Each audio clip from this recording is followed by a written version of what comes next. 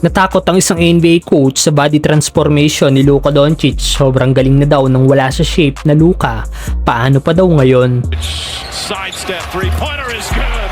Look at Naniniwala naman si Draymond Green na posibleng makuha na ni Luka ang kanyang first MVP award next season.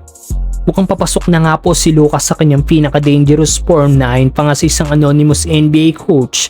Dapat matakot daw ang mga tao sa NBA dahil sa off-season transformation ni Luka Doncic na mas lean at fit na posibleng magbigay daw sa 5-time All-Star ng another level ng dominance.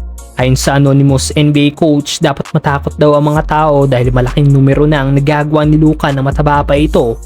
Hindi niya daw alam kung mas lalong lalakas umiscore ang former Rookie of the Year, pero sigurado mas magiging better player daw ito ngayon na nasa shape. tries the three. Hits it.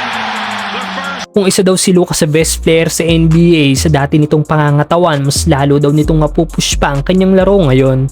Kaya natatakot daw ang naturang coach sa off-season transformation ni Luka Doncic. They're going to take it real hard. He could be the guy to lead it. so Doncic Ayon naman sa Warriors forward si Draymond Green, mas motivated na Luka daw ang nasa Lakers ngayon. At naniniwala ito na ito na ang simula ng biggest year sa karir ni Luka. Pahayag ni Green, Luka is looking like rookie Luka all over again. The trade has created that hunger again, it seems. Also the perfect year to go win his first MVP award. Hindi naging maganda ang last season ni Luka Doncic dahil sa injury. Hindi ito nakasama sa All-Star. Matapos itong mapabilang sa All-Star ng 5 beses na magkakasunod after ng kanyang rookie season. Palagi din na sa MVP conversation si Luka Doncic at kabilang ito palagi sa first All-NBA team.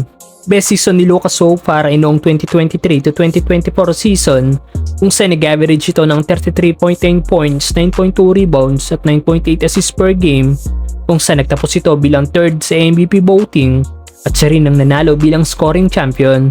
Umabot din sa NBA Finals ang Dallas Mavericks pero bigo silang makuha ang kampyonato laban sa Boston Celtics. Naniniwala ba kayong MVP season is coming na para kay Luka Doncic, mga brother?